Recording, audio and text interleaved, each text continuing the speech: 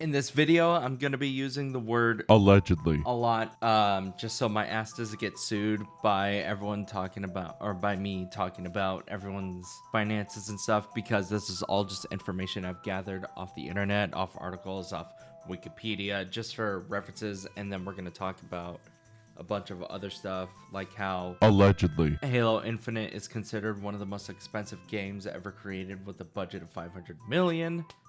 Or how allegedly the constant expansion and push for graphical fidelity and tricks and a bunch of other stuff just to make sure your console doesn't sound like an F-16 fighter engine can lead us to an eventual downfall of everything that we do and leads to a very overbloated kind of industry at large. Or like how if you really think about it, with the multiple shots that JFK received, and during his time in office with the large amount of enemies he made and his attempts to shut down the CIA, his assassination attempt really doesn't really make sense. And it's pretty obvious that Lee Harvey Oswald was kind of a plant and more likely killed by the CIA himself. Like, look into the umbrella thing, look into all this stuff. It doesn't make sense. Wait, alleged.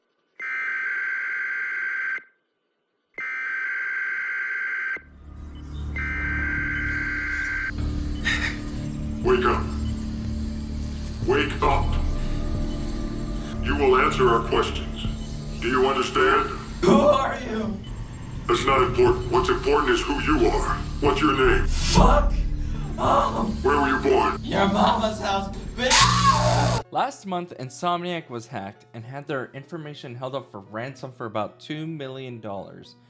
And because Insomniac and Sony declined, there were docs and a bunch of information got released. And aside from a bunch of really dog shit takes from Wolverine experts, seriously, how the fuck do y'all not know he was a ninja? He literally trains with ninjas. One of the things that caused the most commotion was that of the budget of Spider-Man 2 that got released, which came out to about $315 million for the entire development, which in normal Twitter, which got me thinking, how many of these games that we purchase for $70 are this expensive? And is it going to be sustainable for the future? And also, like, where's this money going? If we pay 100 developers, let alone a studio as big as Insomniac, which is a lot, I think it's like over 300 or something, $100,000 minimum each, it's still nowhere near the budget. So where's everything going? Allegedly. While looking up all these, I noticed that there are the obvious big ones that have always been around. Star Citizen, which has technically not been fully released yet, and I don't think it's ever going to, because it's just always going to be making a lot of money, which is now allegedly about over $500 million in total development, and technically always growing due to it not being done. So that's something we can always watch out for. Another one at the top of the list is Cyberpunk 2077. Why do you come? Which totaled out, allegedly, adjusted for inflation of 2023 because everything got inflated over the last 2 years. Now, according to the CD Projekt Red document, about $481 million. Also, they're a publicly traded company. They emphasized that about $200 million of that went to marketing alone, which is something a lot of people on Twitter and game news outlets never really talk about. So let's talk about it. You want an ad in Times Square? Well, that can cost you from $5,000 to $50,000 per day, and it varies based off which area of the street, and it could even depend on the time of day or even the time of year. You know that giant sphere in Vegas, that one really cool ball that Eddie Burback had a fucking fantasy over? Well, it costs you about $450,000 a day, or even $650,000 for a week. And I think that's even just to show it on occasion. It's not even the full time, but you're doing it just to get all those impressions. That includes the Twitter, the people driving, and all that stuff. Just pure social media coverage for over $500,000 a week. Or no, even $500,000 a day. Oh, and just say you want some normal billboard in the middle of the street that you pass. That varies from city to city, and they all depend on population, and can even get more expensive or less expensive based on where you go.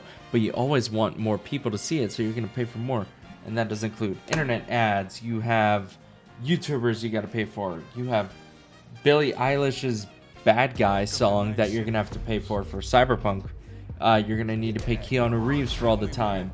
You're gonna need to think of all these different things. And also, this isn't even counting stuff that involves like GameStop, t-shirts, the really like weird standee things.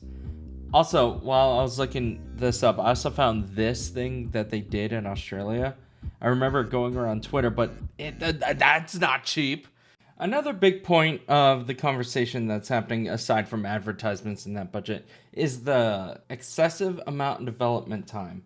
So on average now, the big AAA games, your Sonys, especially your Sonys, and some outliers here and there like your Cyberpunk, the new Suicide Squad, they take roughly around a 5-year development time. So remember that math thing I showed you, remember the math I showed you earlier in the video?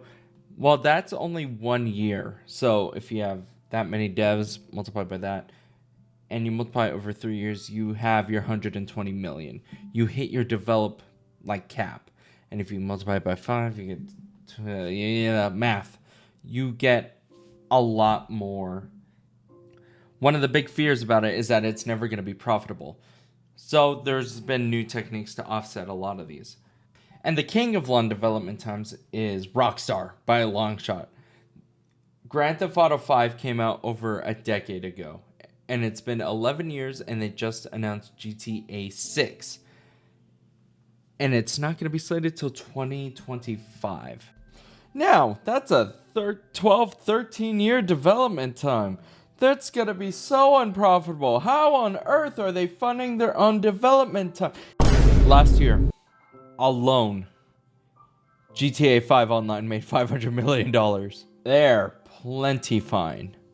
Which brings us live service.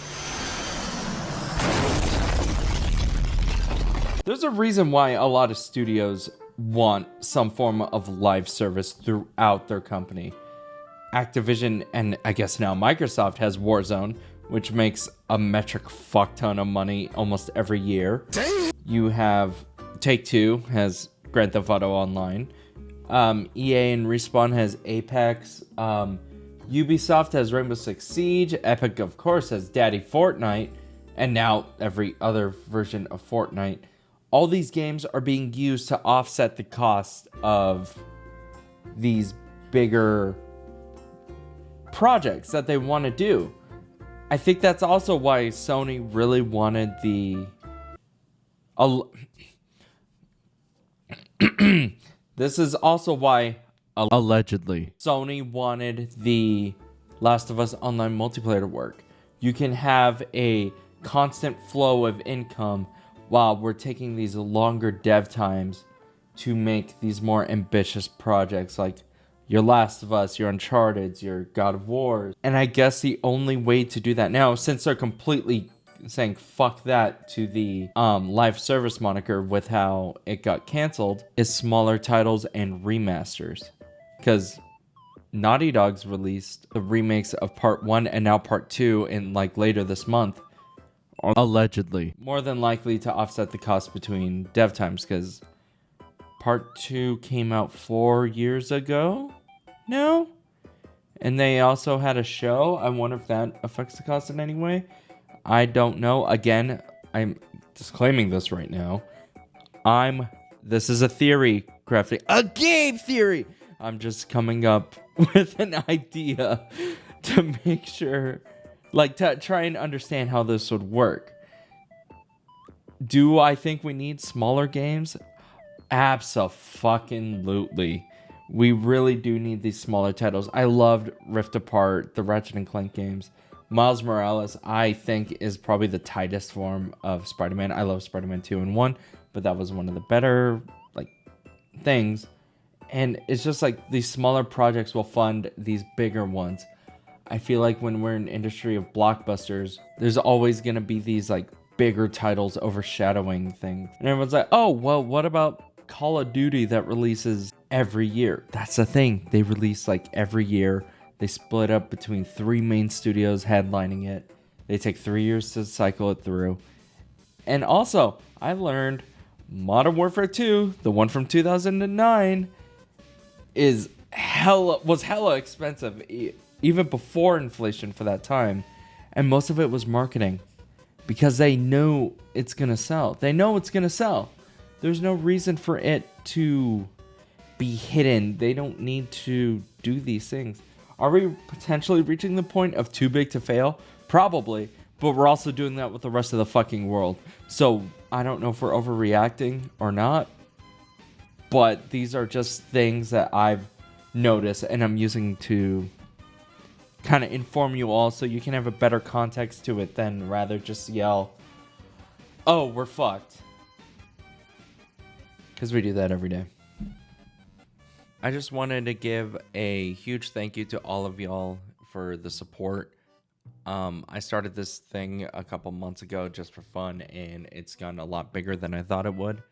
I didn't think I'd hit 100 subs in 3 months, and I think we're at 350 right now, which isn't a lot in the grand scheme of YouTube, but it's a lot to me. And even the Game Dev Award stuff, that Alan Wake stuff, did a lot, and I just wanted to say thank you.